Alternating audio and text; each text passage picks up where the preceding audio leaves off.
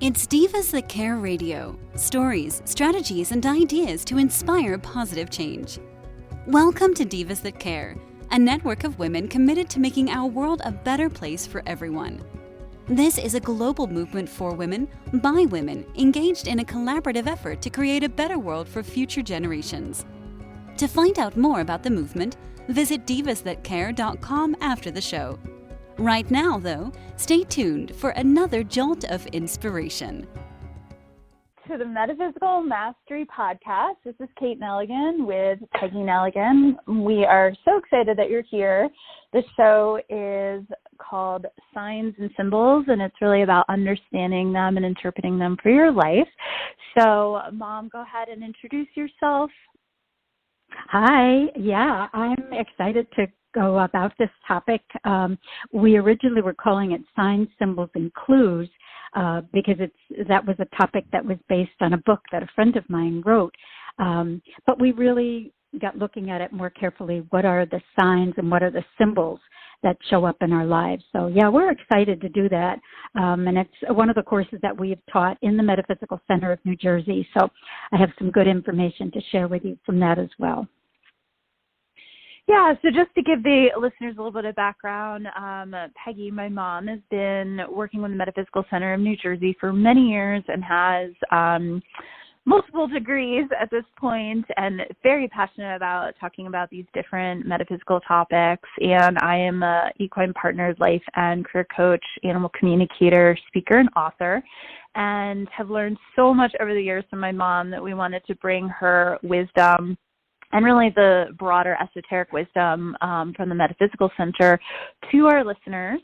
And today we are going to dive in because I myself get a little obsessed with signs and seeing them, calling them in, working with clients on manifesting their own signs. And there's a difference between signs and symbols. So we're going to start there with the definition. So, Mom, go ahead. Tell us a little bit about what signs are and what symbols are and kind of how they're different. Yeah, there was a quote. It was actually I just read it. It wasn't a quote. It was just something. It said, signs and symbols are messengers. They are a wink from God. And I thought that was so good, the way to explain that, because it is such a positive kind of a connection with our spirit world. They're really a part of a conversation that kind of opens our hearts and our minds to what else is available to us. So yeah, and they're really forms of language. So go ahead and give us the actual definition. Yeah, the actual definitions, they're from different places, but basically it says signs are a form of language that are used to communicate. Now, when you think about signs in your everyday life, they can be spoken, they could be written, they could be hand gestures. When you think of sign language, they're using hand gestures. But they're a direct form of communication. A lot of times a sign may only have one meaning. For example, you see a stop sign, you know instantly what it means, and it means stop driving. You don't have to interpret anything about it. And usually if it's a sign like that, it's expected that everybody will follow it and everybody knows it. A symbol, on the other hand, is kind of open to interpretation. It could be a symbol that shows up as an object or a process.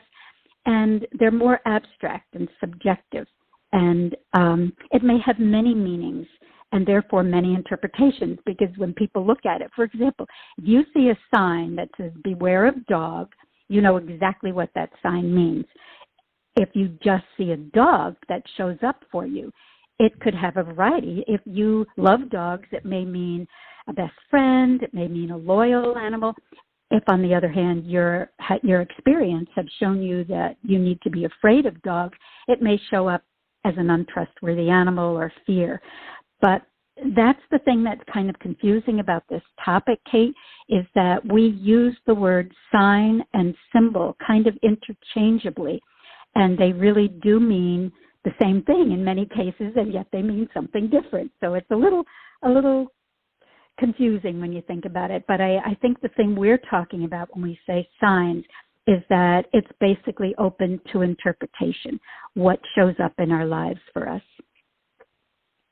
Well, it's interesting because as I'm listening to you, I feel like to a certain degree, a sign may actually be there to help simplify something for you, right? An answer to a question, clarity piece, an answer to a prayer. Like, it can simplify things. And then a symbol can really be used in a certain degree, almost like to oracle in and to see, okay, what is this meaning like have for me? Like, for instance, if you're to look at the symbol of a yin yang and, you know, you see it, what is it? What does that represent to you? What needs to be balanced in your life? Where is there yin and yang energy? And, you know, I often find like things show up because we either need to embrace it more and acknowledge it more, or we need to release it or to change it. And it's just knowing the discernment of the difference. But I love that this week I also got to interview one of my favorite people, Dr. Stephen Farmer, who talks about spirit animals, spirit guides. And I really see them showing up as signs for people, signs to change path or signs that you're on the right path. And I myself have gotten so many signs, and we can talk more about that as we go on, but just around like knowing that I'm not alone and knowing that there's someone listening to my prayers and my musings and my journalings and my meditations, and knowing that, you know, we're always just being guided. We always have our guides with us, and they often, I think, communicate to us through signs and through symbols as well. So let's talk about those. Those are some great definitions, but why do signs and symbols matter? Let's talk about that. Yeah, they really, whether you call it a sign or whether you call it a symbol, whether it shows up as a thing or just something that, like an animal or a word or something that shows up, you know, even on a billboard, you know, something that has meaning for you, that can be seen either way. It can be called a sign or it can be called a symbol. But they basically, they're coming to us maybe to provide guidance, as you said before. They kind of reveal answers, maybe questions that we've been asking. And the sign shows up for us to give us an answer that helps in some way, or at least provides guidance toward us finding an answer. They may show up at turning points in our lives when we're trying to make a decision, and it reveals what the next step might be as we're on our journey. They can be, you know, when you think about our loved ones that have passed, they can show up to provide comfort. A sign. I know, you know, personally of someone who the sign that came from their mom when they died was a cardinal bird. And so every time she saw a cardinal, she knew or believed it was her mom speaking with her, and she felt comforted by something like that. So signs and symbols really matter in our lives to help us in many different ways. Yeah, and I just feel like they're a really cool bridge between heaven and earth in so many ways, and they get us to pay more attention, right, to get outside of just our brains, which are constantly, you know, the monkey mind, which is just thinking. They get us to slow down. They get us to become more present, to pay attention. For me, I always get super grateful every time I see a sign, and I get really, like, delighted. Like, I get into that joy space, and usually I'll, like, always take a picture, or I'll tell someone, like, you're not going to believe the sign I just saw, or, you know, it's really, to me, also like there are sometimes proofs of manifestation when we are intentional about manifesting, and then we see a sign that is related to what we're asking to manifest. So I just kind of look at them as like markers along our life path that's really part of a spiritual practice and a form of connection and prayer and manifesting. So, yeah, I love all of that. Yeah. So it also helps us. Yeah. Sorry, I was just going to say it also helps us to kind of establish some trust, both trust within ourselves and with the world outside of us. When we see these signs and pay attention to them, and we find that happens repeatedly, we really begin to build up this level of trust within ourselves and also with the things around us in our world. The biggest thing is they really cause us to pause and reflect on the moments of wonder that we see. You know, the big word in your life a lot, in all our lives, really is awe. And it gives us pause to look at the awesomeness of life. And I think they're important to be aware of. Yeah, that's really well said. I agree on the trust piece. There's a lot of, having been a former atheist and thinking it was just me and my crazy ego and science and all of that. It was often a lot of signs that actually pulled me into a spiritual view of life and way of being, and feeling like I wasn't alone, feeling guided, and being energetically connected to the invisible realms, the multi-dimensions. And so, yeah, I think that is, it has definitely helped me with trust. And I do believe that they are pieces of awe and wonder, which I love. Like those are two of my core values for sure. So what are the main ways that you know that signs show up, that you've seen them show up? And do you have any specific in your life that you tend to get signs through? It's so funny. That's a good question, because a lot of people think that it's different for different people, and it is. There is no one way that signs show up for people. There are many, just like there are many languages, there are many ways that spirit communicates with us. And we know that the universe is always communicating. It just depends on how awake we are, or aware, or conscious, whatever word you want to use, and how open we are to trying to interpret those signs that we do receive. So if you're not even aware of it, you might not recognize things. But once you become conscious of the signs that show up and start to really begin to interpret them, they show up in many, many different ways. And so I think the most common thing is that things show up either suddenly or repetitively. And those are the ones that we need to pay attention to. So I know you, for example, you hear lyrics of a song, and it's like, how did that show up right at that moment when you needed to hear what that song had to say to you? That was one. For me, it often shows up when I'll just pick up a book randomly, and I'll turn to a page, and there'll be some information on that page that I needed right then and there. And that's when things show up for me. What other ways do they show up for you? I know you have many. Oh my God. I mean, I've probably gotten a sign any possible way you could get a sign, but my biggest ones are the license plate. For some reason, either the actual license plate, those, they have really cool words or sayings on, or the license plate frame, or stickers on the back of cars. And all of a sudden it's this car will just come in front of me, and I'm I just burst into laughter, because there's some really cool message there that is so pertinent. And one of the ways that I often teach about signs is, if someone has an animal that's crossed, usually within 24 to 48 hours, they'll send but they'll send a lot of the signs, and they're active and the veil's still thin. And so after my mare Lindsay passed, I got a sign on my way home, the first thing I saw after I got in the car on the way home, which was it was Mom's okay. It was the weirdest thing on the back of a car, and I always called her Mom. And so whenever I see a mom sticker, randomly it shows up, I'll be thinking about her, and then I'll get in the car and I'll see a mom sticker, and it's her little wink or her little hi, and always makes me smile. I always say, hi, Linz, and let her know that I received the sign. And but I mean, I've gotten a billboard. I think I need to track them more, but some of the billboards that I've gotten that are super loud and clear. And then the other night, I was singing at midnight, another horse that's passed, and I was missing him, and I was at the ranch, and I got in the car, and I don't always turn my radio on, but I heard turn the radio on, and then the song was Midnight Glory, and I was oh, that's good. Yeah. Why would that be the first song, right? So I am always looking and paying attention to signs and open to receiving them. And I think that's one of the key pieces is set the intention to receive them, stay open to receive them. And I don't go hunt them down. They just kind of magically go in the flow. It's that whole, when you're in the zone, things just flow.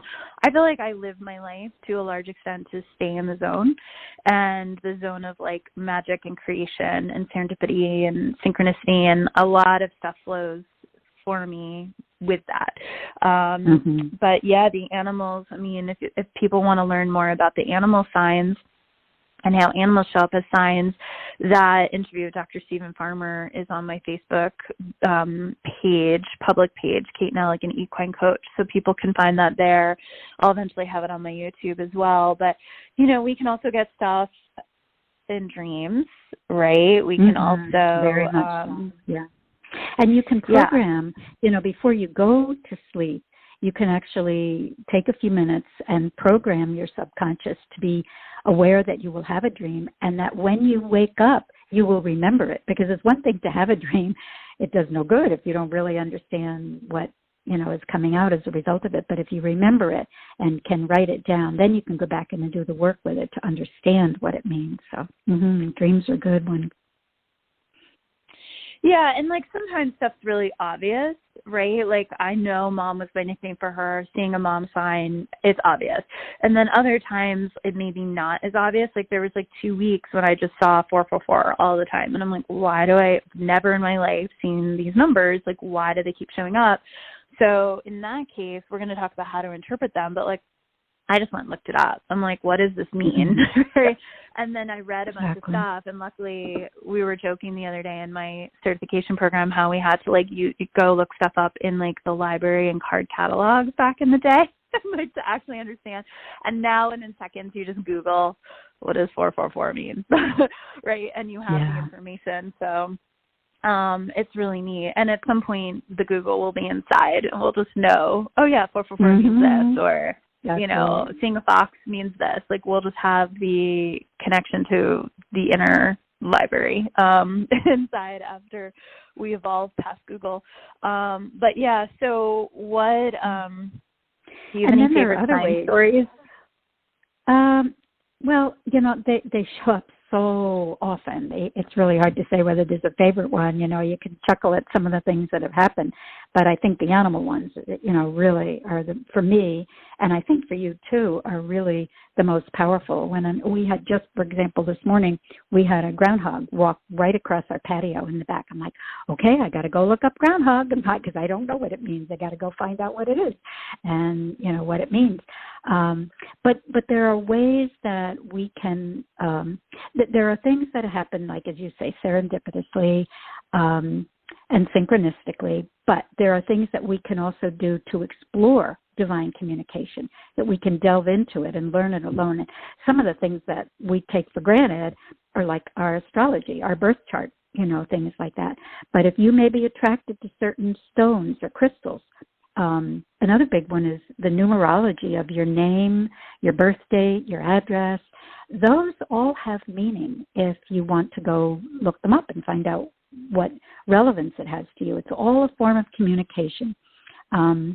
And then you can study things. You know, there are other forms of divination like tarot, or like I was doing Chinese face reading. You've done human design.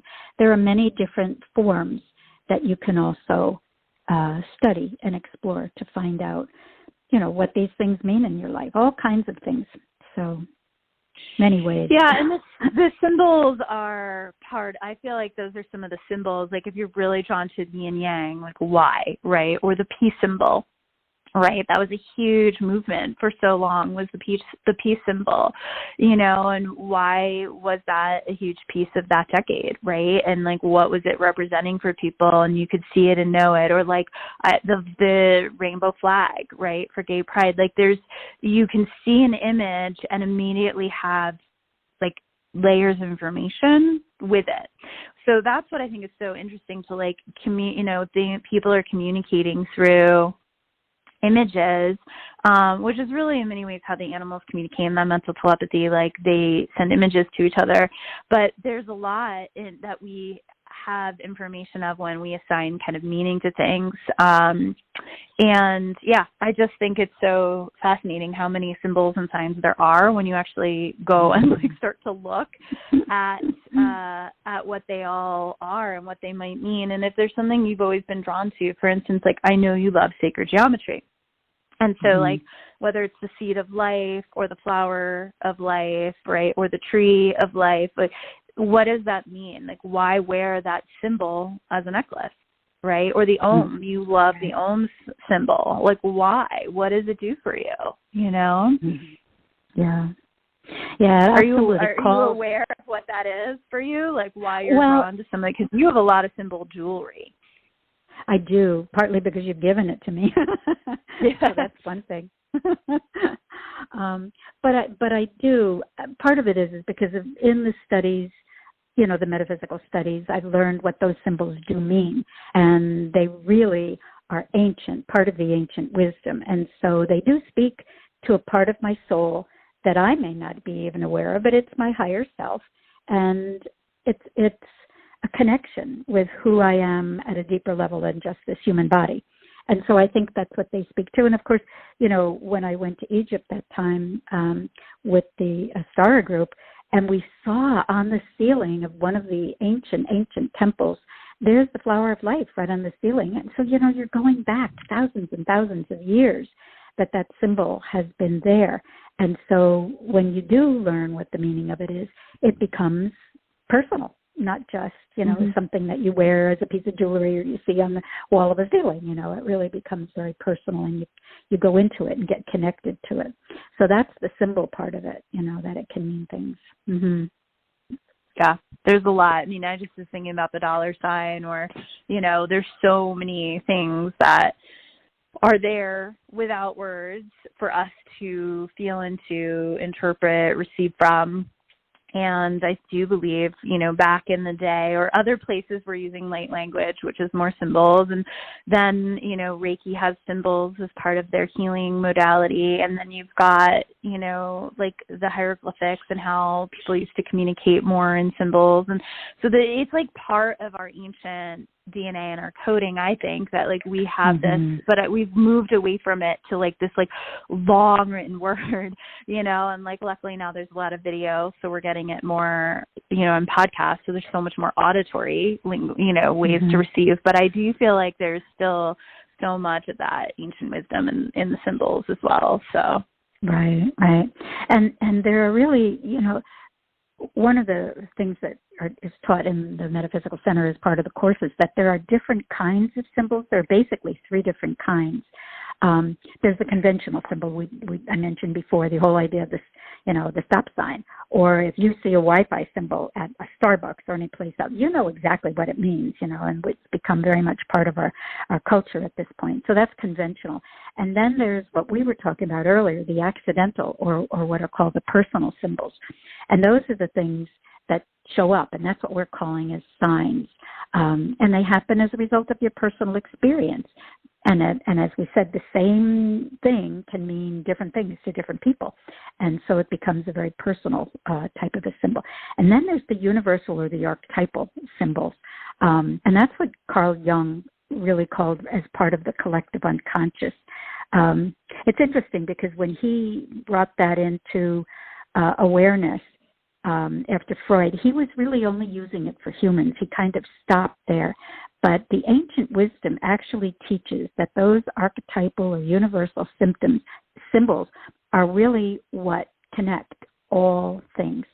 It's the superconscious part that connects us with our higher nature or other beings in the universe. And then there's the subconscious part that connects us with our animal nature, you know, our instincts and drives and things. And beings at that level, the elementals, for example. And so that the whole idea of universal or archetypal symbols, that's what I think is fascinating from, you know, mental level, you know, from not the personal ones that show up. Those I think are the most meaningful because they are personal and they show up for us. But the universal symbols, when you really start to look at them and figure out where they're coming from and what they mean, it's pretty fascinating. I think at that level, it's a whole different type of knowledge that comes through to us. And that's a little bit of what you were talking about, the symbols on the jewelry. You know, those are more of the universal symbols, and they exist from thousands of years ago to today, people wearing jewelry of them. So, It's interesting. Yeah, or I'm thinking of like the Da Vinci Code and how like he was on this quest to figure out like some of the symbols and like what these things mean, and there's so much there, and I almost feel like we don't even talk about this stuff as much as we could or have in recent years because we're so like auditory or visually dependent on language, right? But there's so many ways that we can connect even to different cultures through just symbols without it having to be spoken language, right?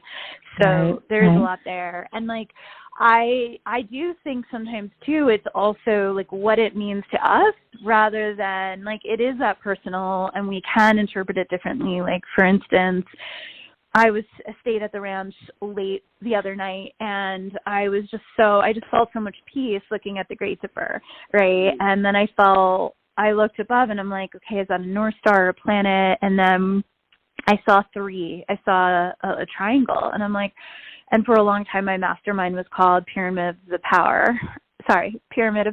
We called it POP. And it was about popping through our challenges to the other side. And it was so beautiful, that mastermind that we had for years. And like, it ultimately, as it reminded me back to the pyramid, which is like, oh yeah, things are connected, right? And the trilogy and like all the layers you can go into, whether it's spiritual or religious on that. But like, yeah, there's a lot of like, for me, signs and symbols are nourishing. Like they bring me a lot of peace. They bring me a lot of connection. They are simplified but deep, which is such a cool oxymoron, right? Like, So yeah, no, they're really neat. So let's talk about understanding and interpreting them because I feel like people are seeing them all the time, whether they're aware or not. But those that are aware and are interested in like interpreting them, like what do you suggest? Well, the very first thing is what we've talked about on a couple of other podcasts. Use your intuition. That's where you should always start with what's coming through for you. What is your higher self, your intuition saying to you? And you mentioned something before, and I think that is critical, is when these signs and symbols show up for you, what emotion do you feel? You mentioned the word delight and joy. How do you feel when these things show up? They make you feel peaceful and happy and, joyful, or do they bring up a fear in you? Is there something and it may come from overthinking the meaning, instead of just accepting it and allowing it. Sometimes we overanalyze and overthink, especially when we're coming from that mental realm. And then they kind of can become a superstition, and fear sets in if you do something like that. Oh, maybe it means this, You don't need to go there. It's the first thing you want to ask yourself when you see is, how do you feel? What emotion comes up for you when you hear something or see something, and use your intuition. And then the next thing I think is important. Oh, go ahead. Yep. No, intuition and emotion are a little different though. Like intuition will come through as like clear guidance when it's accurate, right? When it's accurate, whereas emotion is the emotional part of the body and the system that can sway you into overanalyzing or overthinking. We'll go into that in a second. But yeah, so the first is intuition. What was the other? Is just ask questions. What does this mean for you? Why might it be important? Ask, why is this important to me?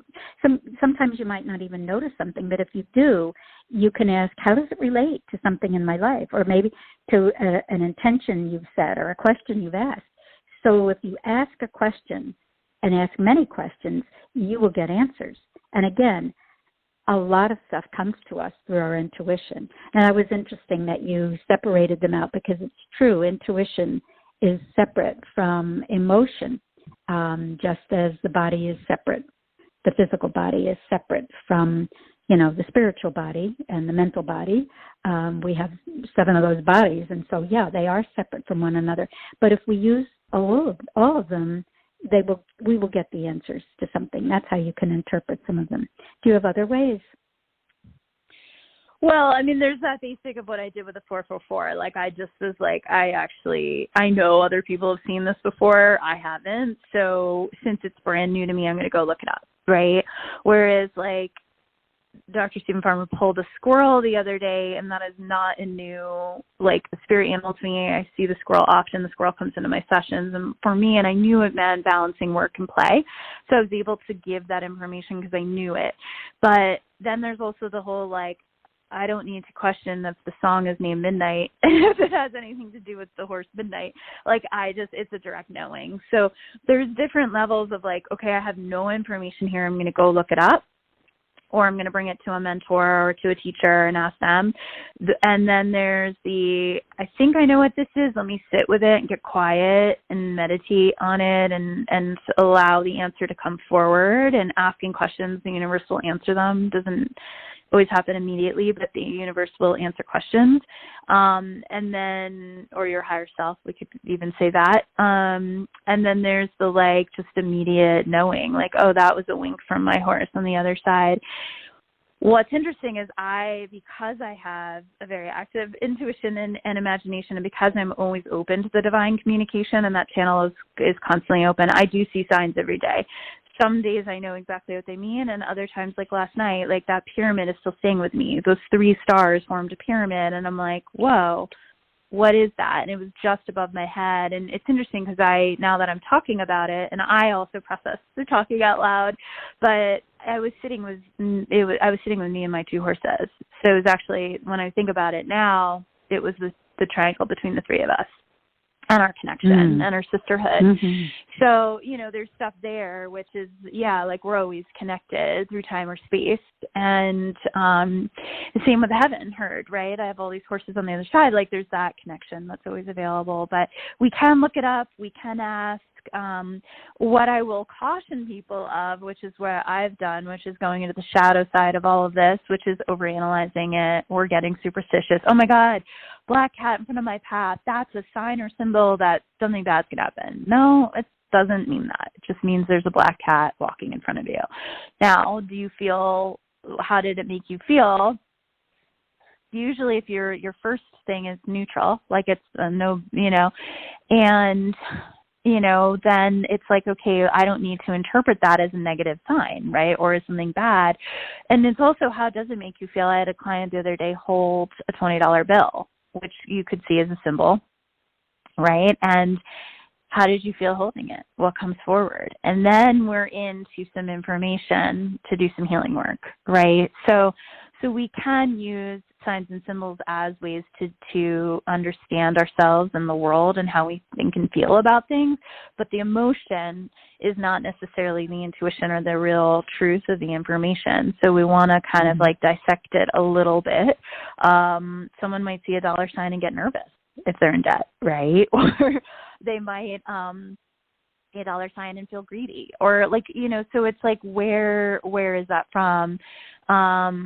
A sign or symbol itself is in natural essence neutral, right? But when we assign meaning, we have to be careful, because I used to assign meaning to too much, and I would be obsessive, like I need to see a sign, and then I'd be like, wait, is it this? Does it mean this? Does it mean that? And then we're overthinking. We're not in our intuition, and it can honestly cause issues. I had a coach once say to me, like, I don't even believe in signs. Well, he did not stay a coach very long, but he was like, that's just your brain, like, pulling up information, like, that's just your brain, like, creating things. And I'm like, no, that there's definitely divine communication happening, without a doubt, just like there's animal communication happening, just like there's, if we go really woo-woo, intergalactic communication happening, and all these other things. And of course, communication between our intuition, our higher selves, and our basic self, right, or our ego.